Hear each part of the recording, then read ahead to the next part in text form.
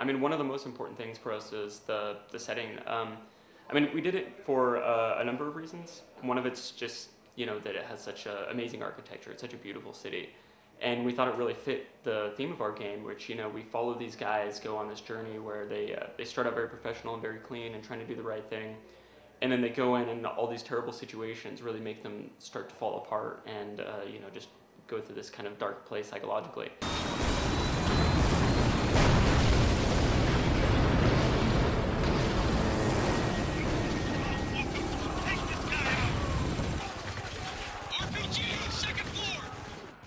Story overall, you know, as you mentioned, was originally inspired by Heart of Darkness, but we've kind of gone our own direction with it, and we've honestly taken inspiration from a ton of places. So, you know, movies like shows like Generation Kill, movies like you know, Saving Private Ryan, Black Hawk Down, that kind of thing. Really, just the whole genre, and then also some of it's just from events in real life. You know, we have a military advisor on the game that we've been talking with, and he's had some crazy stories and just, you know, given a more personal perspective of what it's like to be in these kinds of situations. You know, what it's really the difficult decisions that real soldiers have to make. RPG, second floor!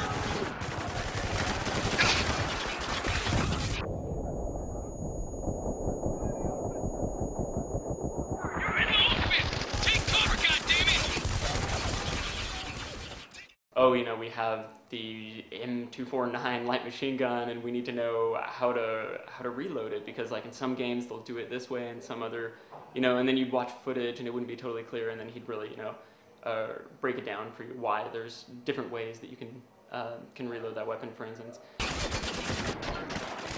He's done! Because we wanted to make it sort of show the human side, you know, sometimes you have to take a few liberties. So, you know, even down to silly things like you would never say the word right to refer to a direction in combat, because it can be ambiguous if you're saying, you know, right like affirmative or right the direction. But just to add some variety and, you know, some familiarity, like that's something we do, is we'll say like it's on the right side. So little things like that where we break with reality. But overall, we really try to give it an authentic feel.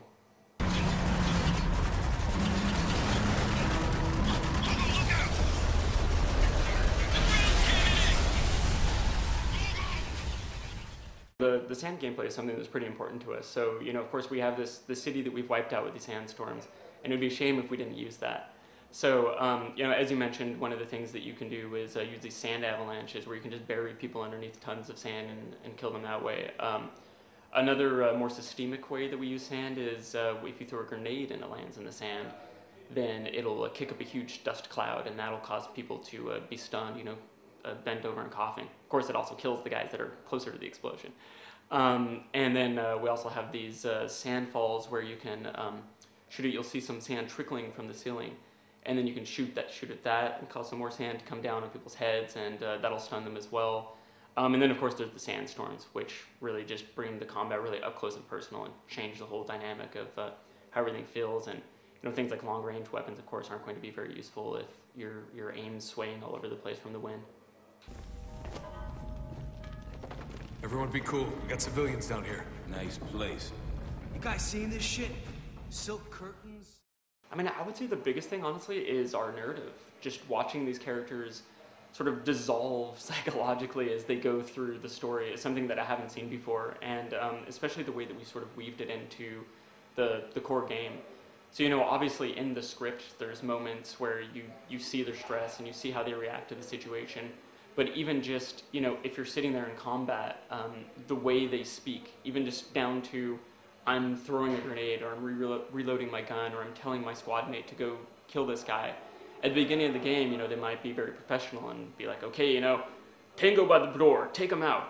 By the end of the game, there's going to be like, kill that son of a bitch, you know. And it's also reflected in their visual appearance as well. So, you know, at the beginning, they're very, very clean, very pristine looking. And by the end, they're bloodied and bruised and torn up and dusty. And I think just these little details really help reinforce the story we're telling and help make it very believable as you watch these people sort of fall apart.